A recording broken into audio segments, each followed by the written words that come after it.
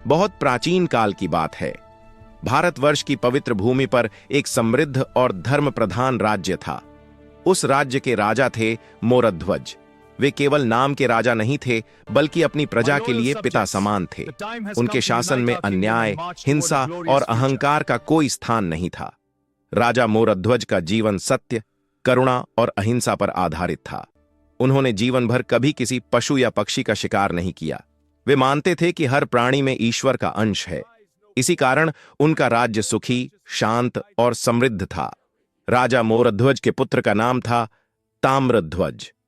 वह वीर, बुद्धिमान और अत्यंत आज्ञाकारी था। बचपन से ही उसने अपने पिता से धर्म, दया और त्याग के संस्कार सीखे थे।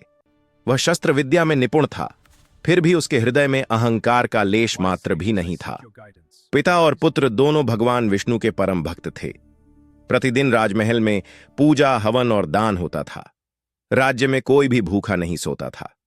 देवलोक में देवताओं ने जब राजा मोरध्वज की कीर्ति सुनी तो वे आनंदित हुए, परंतु साथ ही एक प्रश्न उठा, क्या राजा का धर्म केवल सुख के समय तक सीमित है या वह संकट में भी अडिग रहेगा?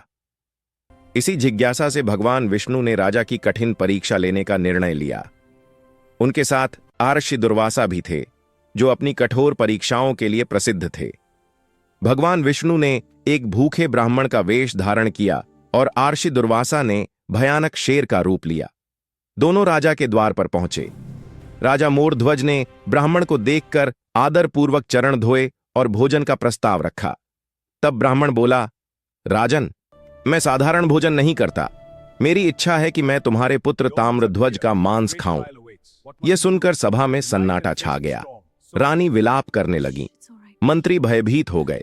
यह मांग किसी भी पिता के लिए असहनीय थी। कुछ क्षणों के लिए राजा मोरध्वज के हृदय में भी पिता का मोह जागा। उनके हाथ कांपने लगे, लेकिन तभी उन्हें अपने धर्म की याद आई।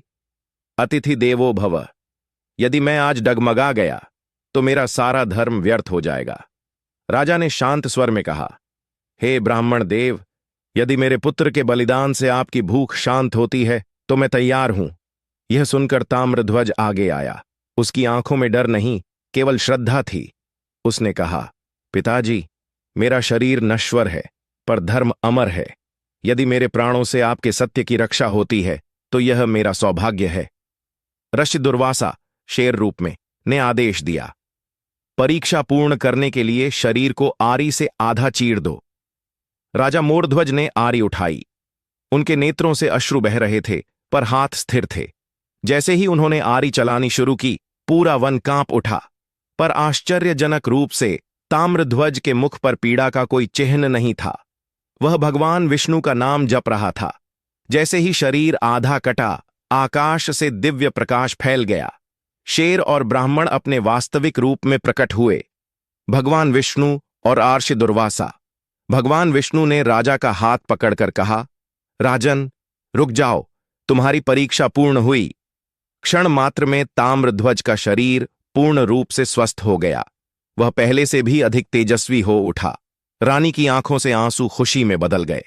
वरदान और अमर यश भगवान विष्णु ने राजा मोरध्वज से कहा, तुम्हारा धर्म, त्याग और सत्य अद्वितीय है।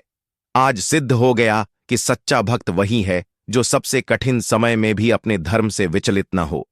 उन्होंने वरदान दिया, राजा मोरध्वज का नाम युगों युगों तक अमर रहेगा। उनका वंश धर्म और सत्य का प्रतीक बनेगा। पृथ्वी पर जहां भी त्याग की चर्चा होगी, वहां उनका स्मरण